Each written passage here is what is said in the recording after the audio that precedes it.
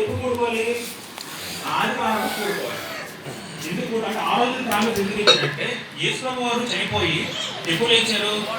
3 ఆదివారం. ఆదివారం పునరుద్ధరణ ఆయన లేచారు కాబట్టి ఆ రోజు జ్ఞాపకంగా మనం తీసుకోవాలి. ఓకేనా? ఆదివారం మనం ప్రభుత్వ భోజనం తీసుకోవాలి. 4వ క్వశ్చన్, ఈ ప్రభుత్వ భోజనం ఎవరు తీసుకోవాలి? అందరూ తీసుకోవచ్చా? ఒకసారి మా కొలీగ్స్ మా ఫ్రెండ్స్ ఒకరు వచ్చి మేము ఒకసారి ఒక చర్చికి వెళ్ళాము. రవి వెళ్ళిన తర్వాత మాకు తీర్థం ఒకటి ఇచ్చారు, ప్రసాదం ఒకటి ఇచ్చారు. మాకు తీర్థం ఒకటి ఇచ్చారు, ప్రసాదం ఒకటి ఇచ్చారు. మేము ఎలాగ కాలగా రాస్తున్నాం. తీర్థం ఎక్కడ కావాలన్నాము, తీర్థం ప్రసాదం అన్నాము. అదే రొట్టెలా మొత్తం ఇచ్చారు అన్నాము. అంటే ఇప్పుడు ప్రోగ్రామ్ పోయి ఎవరైనా తీసుకోవచ్చా? ఆదివారం అంటే చర్చికి రక్షింపబడిన వాళ్ళు ఎత్తుకోవచ్చు తీసుకోవచ్చా, లేదా రక్షింపబడిన వారు మాత్రమే తీసుకోవాలా? రక్షింపబడిన వారు మాత్రమే తీసుకోవాలి.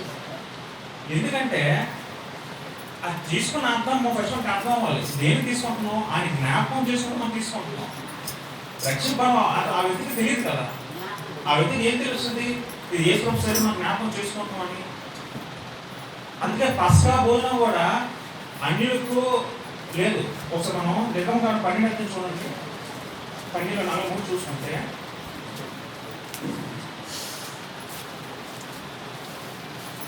మరియు యెహోవా మోషే అహరోనుతో ఇట్లనెను, ఇది పస్కా పండుగ కట్టడ అన్యుడైనా వాడెవడనో దానిని తినకూడదు. ఇప్పుడు పాయింట్ ఉంది. పస్కా పండుగని ఎవరు తినకూడదు? అన్యులు తినకూడదు, ఇశ్రాయేలు మాత్రం తినాలి. అప్పుడు ఇప్పుడు మనం ప్రభుత్వ భోజనం ఎవరు తినాలి? రక్షింపబడిన వారు మాత్రమే తినాలి. రక్షణ లేని వారు తినడానికి అనకూడదు. అంటే ఎప్పుడు రక్షణ పొందుతాం అంటే బాప్తిస్మం పొందిన తర్వాత మాత్రమే ప్రభుత్వ భోజనము తీసుకోవాలి. అంతేగాని ఎవరు ఇచ్చిపోవద్దు. అర్థమైందండి? మనం 4 పాయింట్లు నేర్చుకున్నాం. ప్రభుత్వ భోజనం ఆజ్ఞాన్ని నేర్చుకున్నాం, ఎప్పుడు తీసుకోవాలో నేర్చుకున్నాం, ఏ రోజు తీసుకోవాలో నేర్చుకున్నాం, ప్రభుత్వ భోజనం ఏవేవి ఉంటాయో పదార్థాలు నేర్చుకున్నాం. తర్వాత మనం ఎలా పాటించాలి, ఏ విధంగా ప్రభుత్వ భోజనం తీసుకోవాలి నాకు ఆలోచించగలిగితే ఒకసారి 1 కొరింథీయులు 11 చూసుకుంటే 3 చదువుకుంటాం కదా.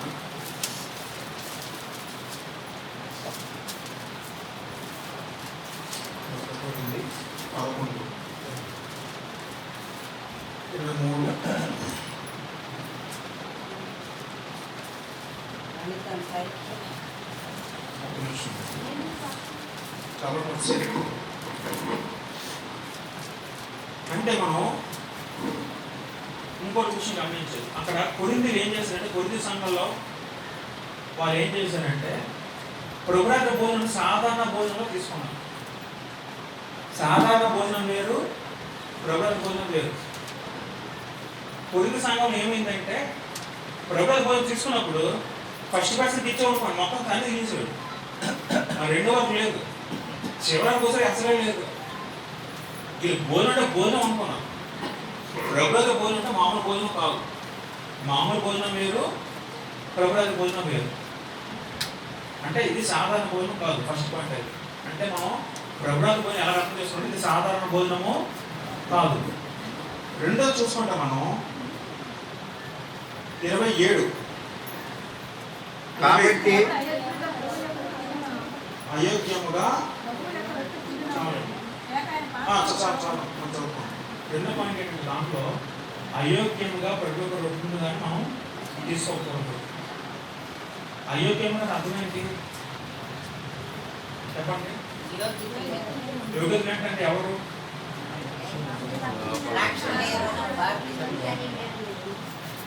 కొరింథీ సంఘంలో రక్షింపబడినవారు రక్షింపబడినవారు రక్షింపబడినవారు. కొరింథీ సంఘంలో రక్షింపబడినవారు రక్షింపబడినవారు కాదు. అంటే దేవుడు యోగ్యత బాప్తిస్మం చెప్పలేదు, కానీ యోగ్యత అంటే అర్థం ఏంటంటే మన ప్రభు బలలో ఉన్న పవిత్రమైన కార్యం అది. ఒక దేవుడు ఆశీర్వదిస్తారట, అంత పవిత్రమైన కార్యం అది. ఆ పవిత్రమైన టైంలో మన సంఘం కూడి మన అందరూ ఎలా ఉండాలి? చాలా పవిత్రంగా పరిశుద్ధంగా ఉండాలి. మన ప్రభు వల్ల పుచ్చుకుంటున్నాం అంటే మనం పరిశీలించుకోవాలి. మనం పరిశుద్ధంగా ఉన్నాం లేదా, పాపం లేకుండా ఉన్నాం లేదా, మన జీవితంలో మార్పు వచ్చిందా లేదా ఆఫ్టర్ బాప్టిజం తర్వాత, అవన్నీ పరిశీలించడం మనం బలపరుచుకోవాలి. దేవుడు తన స్వరూపంలో మనం కావాలని కోరుకున్నాడు మన బాప్టిజం పొందిన తర్వాత. అందుకే మరణకర పాపం అవుతుంది, విసర్జించే పాపం కొన్ని ఉన్నాయి, పూర్తిగా కొంచెం కొంచెం మనం పెంచుకోవాల్సిన పాపం కొన్ని అంటే మార్చుకోవాల్సిన పాపం కొన్ని ఉన్నాయి. అంటే ఉదాహరణకి ప్రతి ఒక్కరు కూడా కోపం ఉంటుంది, అసూయ ఉంటుంది, ద్వేషం ఉంటుంది. ఇది మన చివరాక వరకు అంటే మనం క్రీస్తు స్వార్థ పుణ్యంలో అలా వస్తూనే ఉంటాయి. దాన్ని మనం పర్లేదు ఒక లెవెల్లో అదుపు చేసుకోవచ్చు. వ్యసనం అవుతుందనుకోండి, తాగుడు కానీ కైనీ కానీ మందులు ఇవన్నీ, ఈ వ్యసనం అంటే ఖచ్చితంగా కట్ చేయవలసిందే. మందు తాగి ప్రభు బలపరుచుకోకూడదు, సిగరెట్ తాగి ప్రభు బలలో పాల్గొనకూడదు, అలా ఉందన్నమాట. తర్వాత వ్యభిచారం చేయకూడదు. నేను అదో దేవుడు అది యాక్సెప్ట్ చేయాల్సి పోతుంది. ప్రభు బలలో ఉన్నామంటే భార్య భర్త ఒక సంబంధం మనం టెస్ట్ చేయించుకోవాలి. ప్రభుత్వం కూర్చొని మనం ఎలా ఉన్నాం, మన పరిస్థితి ప్రజెంట్గా ఎలా ఉంది, ఇది ఎలా ఉంది మనసు మనం అనుకొని మనం తప్పుడు అంటే నీ మనసు చెప్తుంది, నువ్వు తప్పు చేస్తున్నావు చెప్తుంది. మీరు ఎప్పుడు గమనించండి, ప్రభు సన్నిధిలో ఉన్నామంటే మనం ఖచ్చితంగా మనసు మాట్లాడుతుంది. ఖచ్చితంగా ఇంట్లో మనకు తెలియదు, సంఘంలో కూడుకున్నప్పుడు మనసు మాట్లాడుతుంది. నువ్వు ఈ తప్పు నీకు పొదువు ఉంది, నీకు బ్యాలెన్స్ ఉంది, ఏడు తప్పులు అంటే చూసి వదిలేయకూడదు, తప్పును దిద్దుకోవాలి, తప్పును వదిలేయాలి. మన యోగ్యతలే మనం ఆలోచించుకోవాలి. అదొక పాయింట్ ప్రభు వల్ల ఫాలో అవుతుంది. ఇంకో పాయింట్ ఏంటంటే ప్రభు వల్ల మనం ఉన్నప్పుడు క్రీస్తును జ్ఞాపకం చేసుకోవాలి. ఎవరు జ్ఞాపకం చేసుకోవాలి? క్రీస్తు అంటే చాలా సంగతులు యేసుకు సంబంధించి యేసు శ్రమలు జ్ఞాపకం చేసుకోవాలి. ఏం జ్ఞాపకం చేసుకోవాలి? శ్రమలు. యేసుప్రభు పాట సమ్మ మామూలు సమ్మ కాదండి. మనం మధ్యలో చదువుకుంటాం, సిరివేసిన సందర్భాలు మనం చదువుతే మీకు అర్థం అవ్వదు, చదువుతే మీకు అసలు అర్థం అవ్వదు. దాన్ని మనం ఫీల్ అవ్వాలి. మనం ఉదాహరణకి ఒక సినిమా ఉంది, ప్యాషన్ ఆఫ్ క్రైస్ట్ అనే ఒక యేసు ఫిల్మ్ ఉంది, అంటే బైబిల్ దగ్గరగా తీసిన. ఆ సినిమా చూస్తే ఏడ మనిషి ఎవరు ఉండండి, అంత భయంకరంగా ఉంటుంది. ఆ సినిమా చూసి ప్రతి ఒక్కరు ఏడ్చి పెడితే ఆ సిలువ మనం ఒక్కొక్కటి చూపిస్తుంటాయంటే చాలా భయంకరంగా ఉంటుంది. ఎంత బాధపడ్డా మనం మాటలు చెప్పేస్తాం, సిలువ మనం బాగా ఒక మాట చెప్పేస్తాం, కానీ ఆ మరణం వెనక ఎన్ని బాధపడ్డాడు ప్రభువు తలుచుకుంటే మన ఒళ్ళు గొప్పపడుతుందండి. ఆయన పెట్టిన ముళ్ళ కిరీటం ఉంది కదండి, ముళ్ళ కిరీటం ఒక్కొక్క మేకు 400 ఇంత అంగుళాలు మేకు పెడితే తాను లోపల తెచ్చుకుంటుంది. మేకు కొట్టినప్పుడు ఇక్కడ మేకు కొడితే ఎలా ఉంటుంది, చిన్న సూది వస్తే మనకు ఎలా ఎంత నొప్పి వస్తుందండి. ఒక మేకు ఒక ఒంట్లో దెబ్బతే ఎంత బాధ ఉంటుందండి. అసలు కత్తితో పొడిచారు, వీటితో అక్కడికే పక్కలో పొడిచారు. రక్తం నిజంగా ఒక చెమ్మ మీద ఒక ఆయుధంతో కొట్టారు. ఆయుధంగా చిన్న చిన్న రాపం చిన్న చిన్న ఇది కక్ష ఉంటాయి. భయంకర అనుభవించారండి శ్రమలు. ఎందుకు అనిపించారు అసలు? ఎందుకు ప్రభువు మనం సృష్టించిన ప్రభువు ఆయన అంత బాధ ఏంటి అసలు? ఎవరు చనిపోయాడు? మన గురించే కదా. ఆయన పడ్డ శ్రమలు ప్రపంచం ఎవరు పడలేదండి అసలు. అంత భయంకర చావు అనిపించాడండి. ఒక ఉరిచావు అయితే ఒక క్షణంలో పోతుంది, ఒక కత్తితో పడితే ఒక గంట ప్రాణం పోతేమో, కానీ శిలువ మరణం అనేది చాలా భయంకరమైన చావు. అంత భయంకర చావు ప్రభు అనిపించారు. ఒళ్ళంతా తూట్లో మీకు సినిమా చూస్తే ఏడుపు వచ్చేస్తాను, అంత భయంకరంగా ఉంటుంది. మీ వల్ల రక్తం కాయిపోతుంది. అంత బాధ అనిపించాడు. ఎంత బాధ అనిపించిన ప్రభు వీడికేం తెలియదు అని ఆయన ఒక్కరికి జ్ఞాపకం చేస్తాను దేవుడికి. వీళ్ళు ఎరుగురని ఎంత గొప్పగా చూడండి మన దేవుడికి. అంత తగ్గించుకున్నాను దేవుడు మన వేసుకుంటూ. తండ్రి దేవుడు ఆయన చిత్తము లోబడి అంత తగ్గించుకున్నాడు. ఇంకా అందరం తగ్గింది మరి లేదు. ప్రాణం పెట్టాడు పూర్తిగా. ప్రాణం కూడా ఒక క్షణంలో పెట్టేది కాదు, భయంకరంగా పెట్టాడు ప్రాణం కూడా. ప్రభు బాగా ఉన్నప్పుడు కనీసం మనం జ్ఞాపకం చేసుకోండి. ఆ ఒక్క క్షణం తీసుకున్నప్పుడు యేసు ప్రభు ఏ విధంగా శ్రమ అనిపించాడో, నా గురించి ఎలాగా బాధ అనిపించి ప్రతి జ్ఞాపకం చేసుకోండి. బాధ రావాలి మనకి, మన మనసు కరిగిపోవాలి. తీసుకున్నప్పుడు మనసు కరిగిపోయి బల్ల మన రొట్టె తీసుకుంటున్న దానికి అర్థం ఉంటుంది, పరమార్థం ఉంటుంది. నువ్వు ఏదో రొట్టె బొమ్మ అనుకొని ఒక ద్రాక్ష సుఖం మనం తీసుకుంటే మనకి ఇది అంతకాలం ఉండదు. కాబట్టి మనం శిలువ శ్రమను మనం జ్ఞాపకం చేసుకోవాలి. అర్థమైందండి. తర్వాత ప్రభు సేవని వివేచించాలి, ఆలోచించాలి. ఇది యేసు ప్రభు శరీరం అని మనం ఆలోచించమని తీసుకోవాలి. అంటే ఏ విధంగా తీసుకోవాలంటే మనం 4 పాయింట్లు నేర్చుకోండి. స్వపరీక్ష చేసుకోవాలి. ఇది సాధారణ భోజనం కాకుండా మనం గమనించుకోవాలి. మెయిన్గా యేసు ప్రభు శ్రమలు మనం ఆ టైంలో గుర్తు తెచ్చుకోవాలి. ప్రభు వాళ్ళు తీసుకుంటున్నప్పుడు 4 మనం వివేచించుకోవాలి. ఈ 4 కూడా మంచిగా. అర్థమైందండి. అయితే యేసు ప్రభు భోజనం పాల్గొనడం వల్ల మనకు వచ్చే లాభం ఏంటి?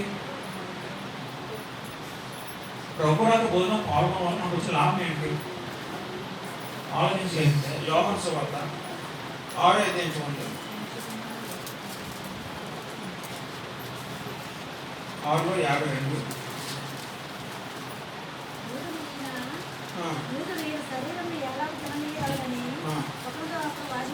కొంతకాలం యేసు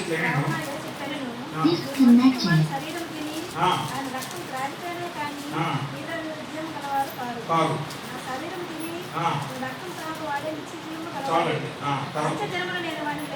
2 పాయింట్లు ఉన్నాయి. నా శరీరం తిని నా రక్తం త్రాగువాడే నిత్య జీవము గలవాడు. నిత్య జీవము, నిరంతర జీవం, శాశ్వత జీవం మనం రావాలంటే మనం ఏం చేయాలి? ప్రభువులో పాల్గొనాలి ఖచ్చితంగా. తర్వాత అంత్యదినమున నేను వాణిని లేపుతాను. అంత్యదినం ఎప్పుడు? యేసు రాకడలో, పునరుద్ధరణ టైంలో మనందరూ ఆయనతో లేపడాలంటే ప్రభువుల భోజనం ఖచ్చితంగా తీసుకోవాలి. అందుకే ప్రియులు అందరూ గమనించుకోండి. ఆరాధన ఎప్పుడు మిస్ అవ్వకూడదు. ఆదివారం ఎట్టి పైసలు కూడా ఆరాధన ఫస్ట్ ప్రాముఖ్యత ఇవ్వాలి. నీకు కాలు చేతులు పడిపోయి నువ్వు ఐసీయూలో ఉంటే తప్ప ఆరాధన రాకు. అప్పుడు ఈ కండిషన్ బాగాలేదు, దేవుడు అర్థం చేసుకుంటాడు. ఆ ఒక్క కండిషన్ తప్పించి నువ్వు ఏ కారణం చేత నువ్వు ప్రభు భోజనం తీసుకోకపోయినా అది శాపం గురైపోతుంది ఏకంగా. మనకు అందుకే మన రక్షణ భయంతో కొనసాగించాలండి. భయం ఉండదు. ఫస్ట్ చాలా ఆరాధన మిస్ అయిపోతుంది, లేట్ వస్తుంది. అది యాక్సెప్ట్ చేయడం దేవుడు. ఆరాధనలో ఎంత అంటే ఈ ప్రభుత్వం ఎంత గొప్పదనం ఉందంటే, అంటే మనం ఏం నేర్చుకున్నాం? ఫస్ట్ థింగ్ మనం అంత్యదినం లేకపోవాలంటే ప్రభుత్వం ఖచ్చితంగా మనము తీసుకోవాలి. తర్వాత నిత్య జీవము, చనిపోయిన తర్వాత నిత్య జీవం ఉంటుంది కదా మనకి, అది మనకు రావాలంటే మనం ఖచ్చితంగా తీసుకోవాలి. అయితే ప్రభుత్వ బోధన గొప్పదనం ఏమిటి మనం ఆలోచించగలిగితే, గొప్పదనం ఈ బోధనలో గొప్పదనం ఏముందని ఆలోచించగలిగితే, మత్తయి సువార్త 26, మత్తయి సువార్త 26:29 చదవండి. నా తండ్రి రాజ్యంలో నీతో కూడా నేను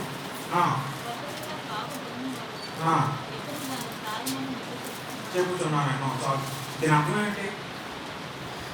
నా తండ్రి రాజ్యంలో మీతో కూడా నేను ఈ ద్రాక్షసం కొత్తగా తిన వరకు నేను తిన్న దానిని త్రాగనని నీతో చెప్తున్నాను. అంటే దాని అర్థం ఏంటంటే, యేసు గారు లాస్ట్ టైం ఎప్పుడైతే ఆయన చనిపోయే ముందు ఈ ఆజ్ఞని ఇచ్చారు.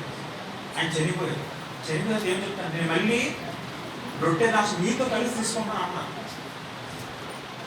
ఎక్కడ తీసుకుంటారు? సంఘంలో కూడుకున్నప్పుడు. మన మధ్య ఎవరున్నారు? ప్రభు ఉన్నారు. మనతో కలిసి తీసుకుంటున్నాడు ఆయన. అంటే పరలోకంలో మనం రొట్టెలు తీసుకోం, పరలోకాలు ఎవరు ఉండవు. మనం బతుకున్నంత వరకు ఆరాధనలో ఎప్పుడైనా విశ్వాసం కూడుకుంటే సహవాసంలో అక్కడ ఎవరున్నారు? అక్కడ ప్రభు ఉన్నారు. ఈ బల్ల తీసుకున్నప్పుడు మన మధ్య ఎవరున్నారు? ప్రభు మనతో ఉన్నాడు. ఆయనతో మనం తెలిసి భోజనం చేస్తున్నాం. ఎంత గొప్ప భాగ్యం అది.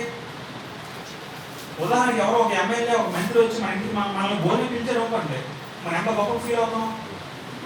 అలాగే మన ప్రభువు ఆయన మనతో మన మధ్యన ఉన్నాడు. ఆయన మన ప్రభు వాళ్ళు తీసుకున్నాడు, ఆయన మనతోనే తీసుకుని మనతో ఆయన పార్టిసిపేట్ చేస్తున్నాడు. ఆయన ప్రభుత్వం కూడుకొని చేసే భాగ్యం ప్రభుత్వ భోజనంలో ఉంది. కాబట్టి మనం ఆ గొప్పదనం తెలుసుకోవాలి. అర్థమైందండి. ఆఖరిగా ఈ చదువును ముగించాను. ప్రభురాజు భోజనం తీసుకోకపోవడం వల్ల మనకి నష్టాలు, అది చదువుతో మనం ముగించాను. కోటకొడిన పథకంలోనే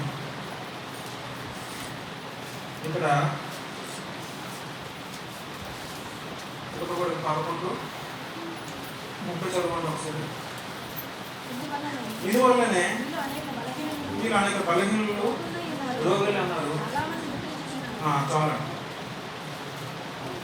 మనకి బలహీనం ఎక్కువైతే ఏమొస్తుంది? మనకి రోగం వస్తుంది. రోగం ఎక్కువైతే ఏమొస్తుంది? మరణం వస్తుంది. ఇవన్నీ ఎందుకు వస్తున్నాయి మనకి? ఎవరో పాల్గొన కోసం మనకి ఇవన్నీ వస్తాయి. అంటే ఆత్మీయంగా మీరు జరగాలన్నా,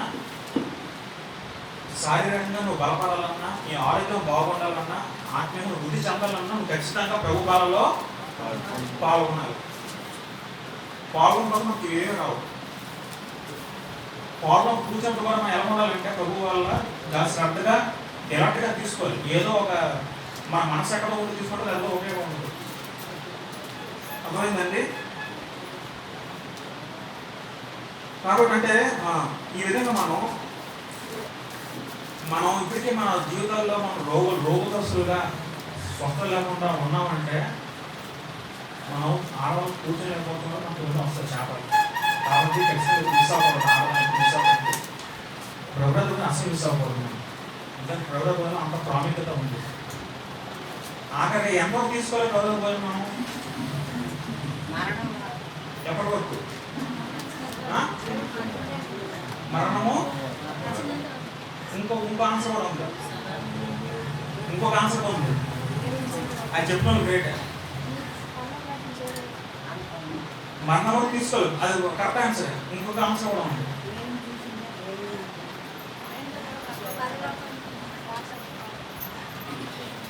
ఏసులో రాక వచ్చినప్పుడు రాక ఎప్పుడు వస్తుందో ఎవరికి తెలియదు. రేపే వచ్చి మనం ఎప్పుడు గమనించుకోండి. మనం అంతా ఎప్పుడో వస్తాలో చూడటాలు అవుతుంది అనుకుంటాం. కానీ ప్రభు రాకడా దొంగ వల్ల వస్తారు. దొంగ ఏ విధంగా వస్తారు ఆ విధంగా ప్రభు రాక సడన్గా వచ్చేస్తుంది. ఎప్పుడు వస్తుందో నాకు తెలియదు. రేపు వచ్చి ఈ క్షణం గంటలో వచ్చి నాకు తెలియదు, చెప్పలేం. ఆయన రాక ఎప్పుడు వస్తుంది తెలియదు. కాబట్టి రాక వచ్చిందో మనం చాలా జాగ్రత్తగా ఉంది. ప్రభు వల్ల పాల్గొని అందరూ దేవుని ఆశీర్వాదం పొందని మనసు కోరుతున్నాను. దేవుడి వాక్యం మనం కలిగించిన కాక